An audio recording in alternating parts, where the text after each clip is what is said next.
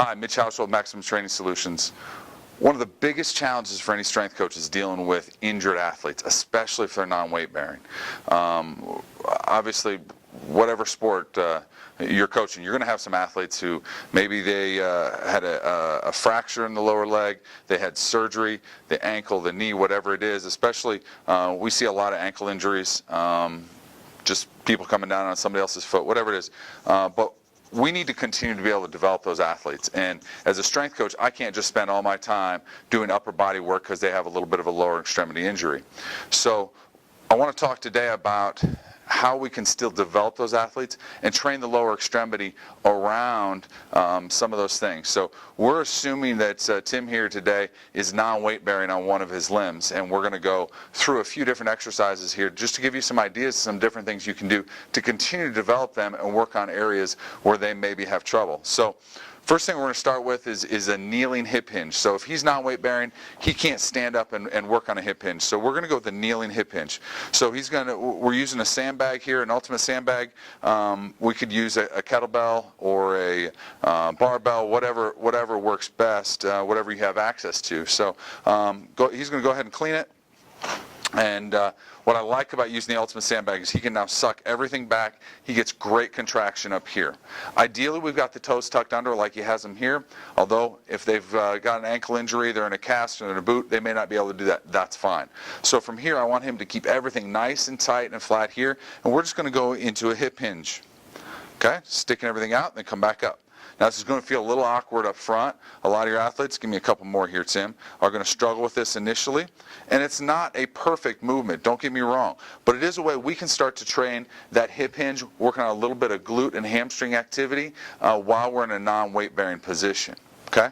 Next exercise, we're going to go into TRX single leg squat. Now, it's important that we train the neurological pathways even though somebody's non-weight bearing. So if he's non-weight bearing on this right leg, I still need to be training that left leg because that's connecting that neurological pathway that I want. If I train the left side really well while he's injured on the right, as soon as he gets back on the right, I can train him a lot quicker, a lot more efficiently. So he's just going to go single leg squat here. This isn't necessarily a new exercise, working that pistol squat position, using the TRX just to give him a little bit of help out of the bottom if he needs it. But the big thing is, neurologically, we got to keep him really activated, so when we bring him back to that right side, he's going to be able to do it. Okay, last exercise I want to go into is working a half kneeling position. You could also work this from a tall kneeling. Depending on what you find in their evaluation, they may need more help on a half kneeling or their tall kneeling. Just be careful when you're in this half kneeling position, whether you're using kettlebells, the ultimate sandbag, whatever. If they need to bail out, they're not in a great position. So be cognizant of that when we're talking about, when we're looking at safety. So from here, I want him to have his feet no wider than hip width and ideally kind of a tightrope position. He's going to keep all of the weight off of his front foot. So I want him to get as tall as he can, push up into my head with his, into my hand with his head, and really get that glute activated. So right now he's in a position that's forcing a ton of stability on that left hip. So here we're just taking it into overhead press. Okay? And he's always finishing over the crown of his head. Now we're using this power bag for demonstration. It keeps him a little tighter than I'd like just because his grip he's using those neutral grips.